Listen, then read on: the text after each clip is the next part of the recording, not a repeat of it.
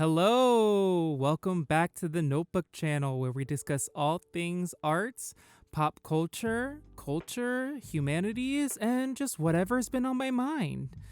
And today you're gonna see the process that I went to make this jacket. And at the end, you're gonna get a little special reveal. So stay tuned for that. I had this brocade fabric sitting in my closet for the last couple years, and I really didn't know what to do with it. So I just thought, why not take something of a formal kind of fabric and rough it up a little bit, give it some new life. And this is what I came up with. And currently, right now, you're watching me cut out the sew-in interfacing for woven fabrics.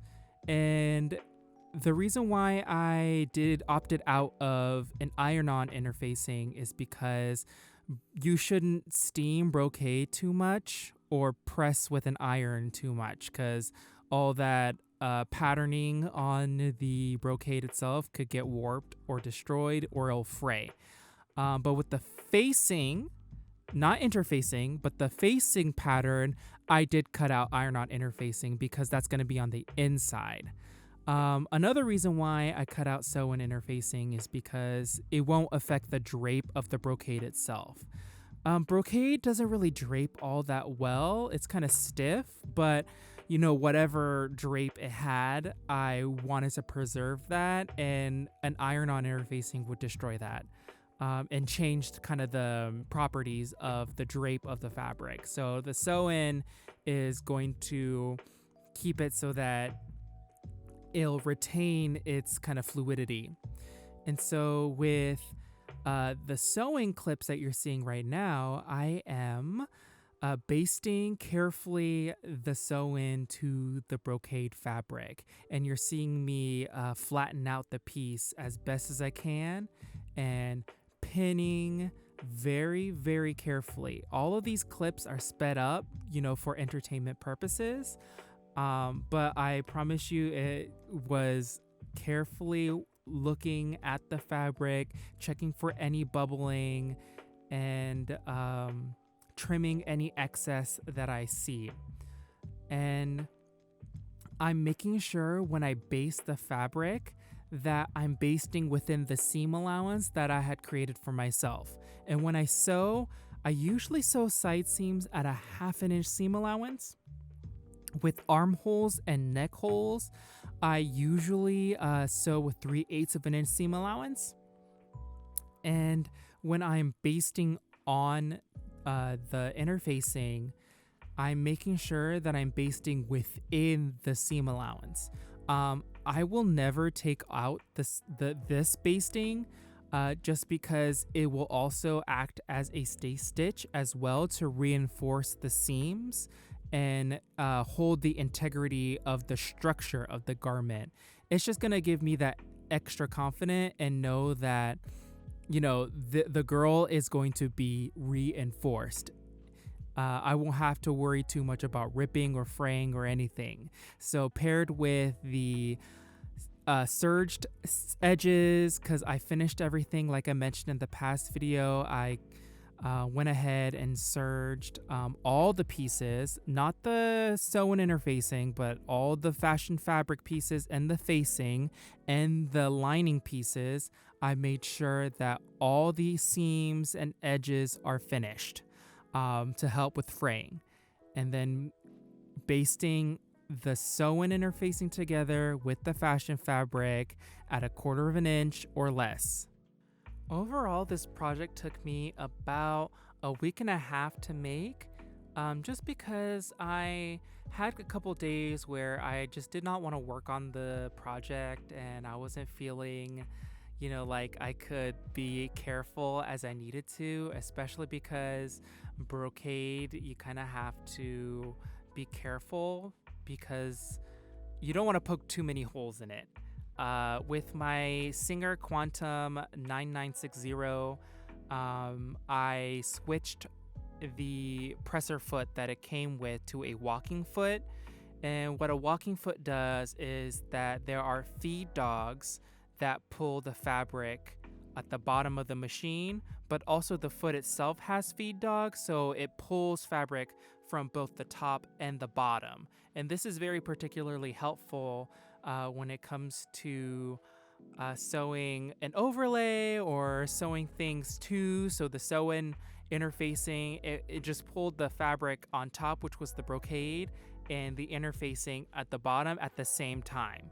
And then I'm also using a microtex needle, which is a very tiny needle, because when you puncture brocade, it leaves holes. And the smaller the hole is, the better it is to hide with steam.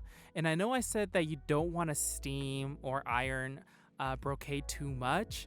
And that's the key word, too much, because we are going to steam and press the brocade, but we want to avoid it as much as possible. So the microtex needle is going to make sure that it's not going to leave as big of a hole. And if I do have to undo stitches, I can easily mend those holes with some light to medium steaming. And you're seeing me just really being careful. And when I'm pinning, I'm also making sure that I'm pinning within the seam allowances. So the next clip you're going to see is a progress report, and I sewed the front, side, and back pieces together. I kind of drew inspiration from the suit blazer I kind of tried making for myself, and there was a side panel that gave contour to the body, and so that's going to give kind of like a flattering figure for me. But I apologize that there's not a lot of me sewing seams and pieces together. I kind of neglected to record some of that. But I did get a different angle of me sewing the sleeve into the armhole. And that is particularly a difficult part and aspect of sewing. If you know how to sew, you're essentially sewing a convex shape into a concave shape. Any sewer will tell you one of the hardest parts to sew is where there are curves involved. And so there's a lot of easing, especially because in the patterning book that I use adds ease, and that's extra fabric. So not only are you sewing two curved shapes, you're also easing in excess fabric so that you'll get more mobility in your final garment.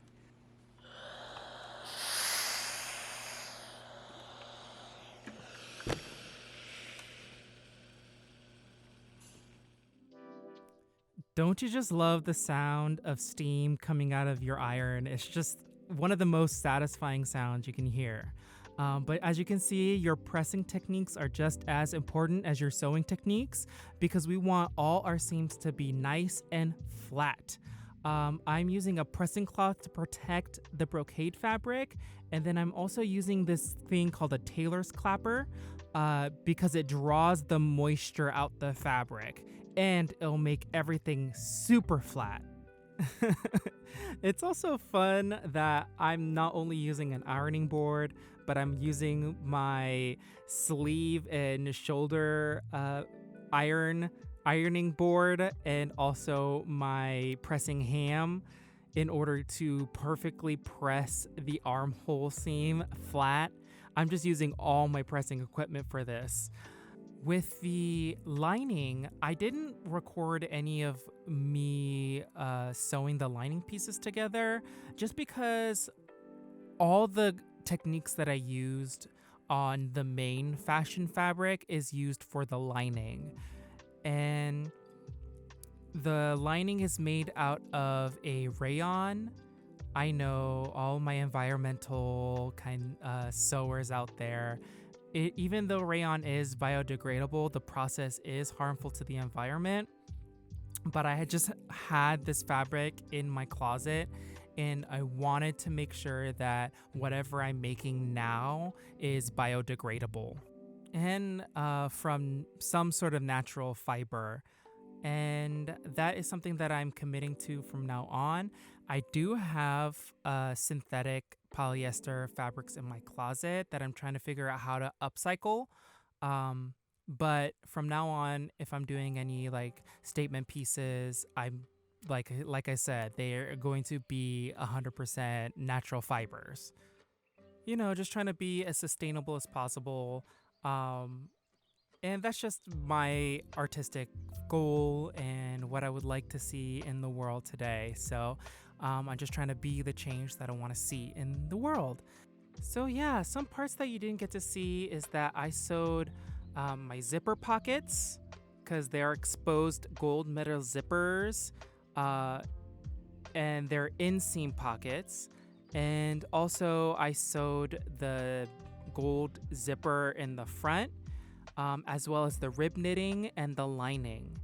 But other than that, please like, share, and subscribe. And I hope you enjoy the reveal.